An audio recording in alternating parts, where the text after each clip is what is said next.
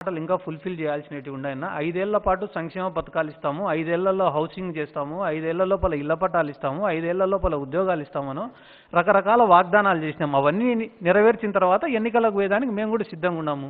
వాళ్ళేం బై ఎలక్షన్లు చూడలేదా, స్థానిక సంస్థల ఎన్నికలు చూడలేదా? ఏ ఎన్నిక జరిగినా కూడా డిపాజిట్లు లేకుండా పోతున్నారు. మళ్ళీ వాళ్ళు దమ్ము ధైర్యము ఇవన్నీ మాట్లాడితే ఎంతవరకు న్యాయం?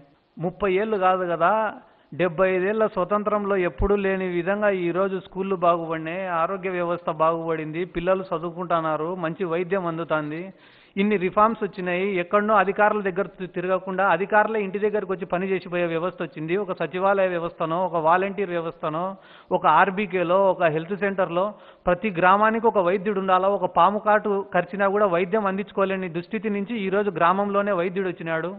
అదే రకంగా ఒక విత్తనం నుండి విక్రయం వరకు ఒక అగ్రికల్చర్ ఆఫీస్ చుట్టూ తిరగకుండా ప్రతి గ్రామంలోకే ఒక ఆర్బీకే సెంటర్ వచ్చింది.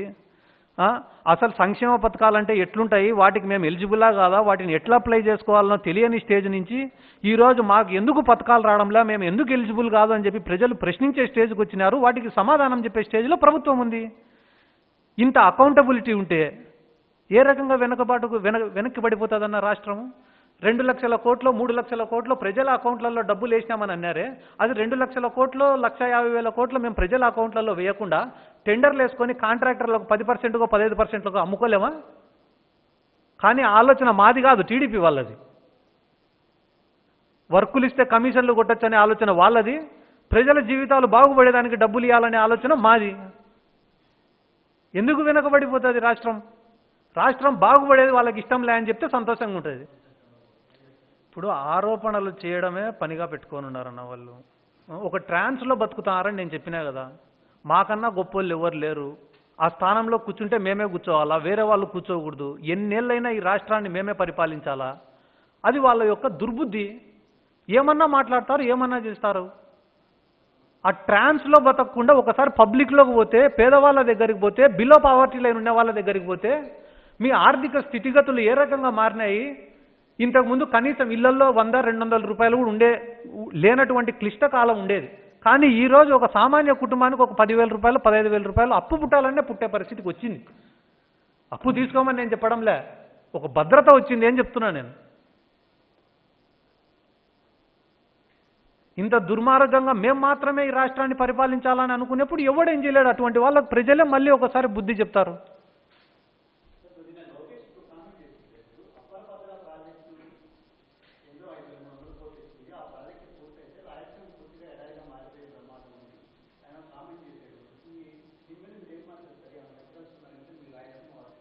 ఇప్పుడు గుర్తొచ్చిందంట నారా లోకేష్ గారికి. అవును, ఇచ్చినారు, మొన్న బడ్జెట్లో ఇచ్చినారు. కానీ ఈ రోజుది కాదు కదా, అప్పర్ భద్ర ప్రాజెక్ట్ అనేది ఈ రోజుకి సంబంధించిన విషయం కాదు కదా. టీడీపీ గవర్నమెంట్లో ఉన్నప్పటి నుంచి కూడా ఇష్యూ ఉంది కదా ఇది. ఆ రోజు బీజేపీ వాళ్ళతో కలిసే ఉన్నారు కదా ఈ నారా చంద్రబాబు నాయుడు గారు. ఎందుకు ఆ రోజు ఎందుకు వాళ్ళని ప్రశ్నించలేకపోయినాడు? ఎందుకు ఈ ప్రాజెక్టులు రాకుండా ఆపలేకపోయినాడు?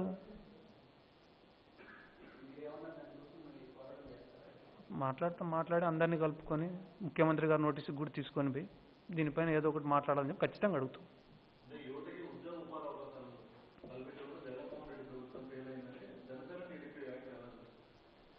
ఇప్పుడు ఓవరాల్గా మీరు అన్ని డిపార్ట్మెంట్స్ కలిపి వైఎస్ఆర్ కాంగ్రెస్ పార్టీ ఇచ్చినటువంటి ఉద్యోగాలెన్ని, తెలుగుదేశం పార్టీ వాళ్ళ టెన్యూర్లో ఇచ్చినటువంటి ఉద్యోగాలెన్ని అనేవి మీరు ఒకసారి లిస్టు తీస్తే దాన్ని బట్టి సచివాలయ ఉద్యోగాలే కాదు అంటారు వాళ్ళు. నెలకు దాదాపు 29,000 30,000 జీతం ఇస్తున్నాం ఇప్పుడు వాళ్ళకి. అంటే ఆ 2,14,000 మంది, 1,20,000 మందో 1,30,000 మందో వీళ్ళు ఎవరు కూడా మనుషులు కాదా? ఎలిజిబుల్ కాదా? క్వాలిఫైడ్ కాదా? అవి ఉద్యోగాలే కాదు. ఇట్లా చులకన భావం ఎందుకు? లేదా వాళ్ళు బాగుపడడం ఇష్టం లేదా? వాళ్ళ టెన్యూర్లో వాళ్ళు ఇచ్చినటువంటి ఉద్యోగాలు ఎన్ని? నిన్ననే స్టీల్ ప్లాంట్కి కూడా భూమి పూజ చేయడం జరిగింది. త్వరితగతిన కంప్లీట్ చేస్తే దాదాపుగా 1,00,000 ఉద్యోగాలు వస్తాయి అక్కడ. మేము పనిచేసేది కేవలం ప్రజల కోసమే.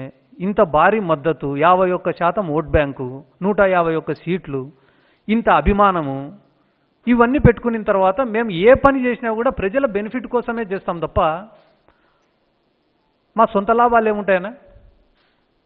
నేను మీకు ఇందాకనే ఉదాహరణ చెప్పిన 2 లక్షల కోట్ల రూపాయలు ప్రజల అకౌంట్లలో వేసే బదులు వర్కులు చేసినా కమిషన్లు ఎవరికైనా ఇచ్చి టీడీపీ వాళ్ళ మాదిరి సంపాదించుకున్నా ఎన్ని అవకాశం లేదు. కానీ ఆ పని చేయలేదే. డైరెక్ట్ పబ్లిక్కే ఇచ్చినామే డబ్బులు, బెనిఫిషియర్స్కే ఇచ్చినామే. ఇంకా ఇంత గొప్ప పని చేసిన తర్వాత కూడా మాలో స్వార్థం కనిపిస్తుందే. చంద్రబాబు నాయుడు గారు చేసేటివి ఎట్లుంటాయంటే, వాళ్ళు ఎంత ట్రాన్స్లో బతుకుతున్నారంటే, చంద్రబాబు నాయుడు గారు కానీ ఈ లోకేష్ కానీ ఇంకొక ఆయన కానీ ఎంత ట్రాన్స్లో బతుకుతున్నారు వీళ్ళంటే, మా ఊర్లో చెట్టు కింద ఇద్దరు తాగుబోతులు కూర్చొని ఉంటారు. వాళ్ళు ఎప్పుడు తాగడము, ఒరే నందికొట్కూరులో ఈ మర్డర్ జరిగింది, పులివెందుల్లో ఆ మర్డర్ జరిగింది, కర్నూలులో ఈ మర్డర్ జరిగింది, ఆళ్ళగడ్డలో ఈ మర్డర్ జరిగింది అని మాట్లాడుతా వాళ్ళు. నేను ఒక 10 రోజుల తర్వాత ఊరికి పోయినా. పోతే వాళ్ళిద్దరు వైట్ అండ్ వైట్ వేసుకొని అద్దాలు పెట్టుకొని తెల్ల చెప్పులు వేసుకొని కూర్చున్నారు. వెంటనే వేరే వాళ్ళని పిలిచి అడిగిన, ఏమైందిరా వాళ్ళు అట్ట కూర్చొని ఉన్నారంటే, అన్న వీళ్ళు రోజు ఈ ఫ్యాక్షన్ గురించి ఈ మర్డర్ల గురించి మాట్లాడి వాళ్ళే ఫ్యాక్షనిస్టులు అనే ట్రాన్స్లోకి వెళ్ళిపోయినారంట.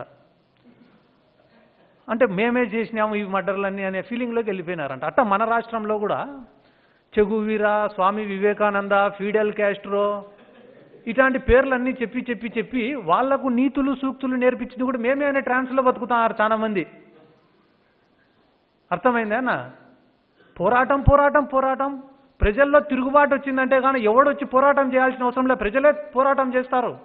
నాకు జ్ఞానం ఉన్నప్పటి నుంచి మన దేశంలో ఒక లోక్పాల్ బిల్లు కానీ, నిర్భయ చట్టం కోసం జరిగిన ఉద్యమం కానీ, పక్క రాష్ట్రమైన తెలంగాణలో జరిగినటువంటి ఉద్యమం కానీ, ఆడ జల్లికట్టు కోసం తమిళనాడులో జరిగిన ఉద్యమాలు కానీ, సమాజంలో ఉండే అన్ని వర్గాల ప్రజలు వచ్చి పోరాడినారు. అది పోరాటం అంటే. వీళ్ళు ఇళ్లలో కూర్చొని జాకీలు పెట్టి లేపి పోరాడండి ఎందుకు పోరాడతాడు? కడుపు కాల్చే పోరాడతారు. కడుపు నిండినాడు ఎందుకు పోరాడతాడు? నేను చెప్పింది వాళ్ళకి అర్థం కాదు. మళ్ళా ప్రెస్ మీట్ పెట్టాలా, విమర్శించాలా? వాళ్ళని ఎవడు బాగు చేయలేడు. వచ్చేది వైఎస్ఆర్సీపీనే. రాసి పెట్టుకో, వాళ్ళకి ఏమైనా బాండ్ పేపర్లు ఉంటే తెచ్చుకోమను. మళ్ళీ ఖచ్చితంగా చెప్తానా, వాళ్ళు చేసిన స్కాములు ఈ రోజు నుంచే స్టార్టు. పెద్ద ఆయనది సిమెంట్స్, ఇంకా చిన్న ఆయనవి డొక్కొమ్మలు రేపటి నుంచి ఉంటాయి ఆయనకి.